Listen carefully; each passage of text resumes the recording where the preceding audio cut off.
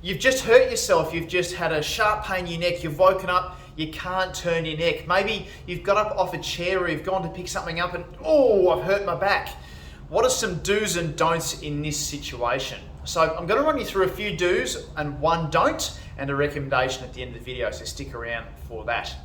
Here are the three things that you should do if you get a sudden onset acute pain when you have just moved in a weird way, okay? Or if you've woken up in the morning with a stiff or sore neck or back, okay? The first thing to do is to stay calm, okay? The one thing that most people do when they get a brand new pain for the first time is that they go, oh my goodness, what's happened? Okay, their body goes into a fight or flight response. Okay, what's really important is to stay calm. Okay, chances are there's been nothing that's happened to cause the injury. There's been no fresh tissue damage if you've just gone to do something that you've always done, like picking up something off the floor or getting up out of a chair. Stay calm to start with. Okay. The second thing to do, okay, is to attempt to move pain-free. Okay, the second thing to do is attempt to move pain-free. Okay, so feel free to test the movement. Okay, we had a patient that came in yesterday actually to the clinic who woke up with what's called an acute wry neck, where she wasn't able to turn to one side very well, and basically turning right was a bit of an issue. And what happened is that she was turning like this. Okay, all very stiff, all very kind of stressy and tense, okay? What you need to do is stay calm and then see if you can actually move side to side, up and down, okay? And try to move pain-free through its range as best as you can. Obviously, if moving makes it feel worse or gives a really sharp pain that you're really afraid of and a bit frightened of, then that's okay, because the third step that you should do as soon as you get a new pain, okay, if the first two don't work to alleviate the pain, is to seek some advice about what to do next, okay, whether that's from a health professional, physiotherapist like us, your GP, or perhaps a coach or someone who's been through it before, so they're able to just work through what's normal and what's not in that situation. Okay, so staying calm, trying to move pain-free, and if those two don't work, then seeking advice quickly so that you're able to get the right advice as to what to do next. The one don't in all of these things is not to panic, okay? Don't panic. What happens when we're in pain is that it's genuinely a fight or flight response. Pain is part of our flight or fight system.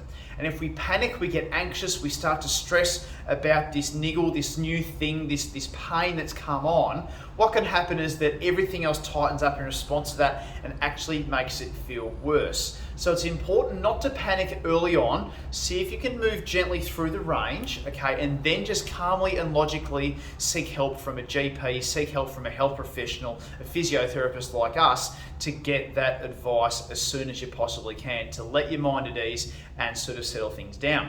Like I spoke about, the lady that came in yesterday who was having trouble moving her neck, as it turned out, she could move in every direction to 2/3 or 3/4 of her range, but it was just at the end of range that was quite sore afterwards. And what the onset was is she got a sudden onset, sort of click in her neck that she'd never heard before. Oh my goodness, and everything just sort of tightened up.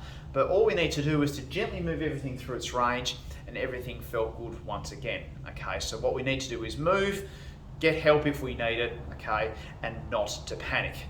Now, I know what you're thinking.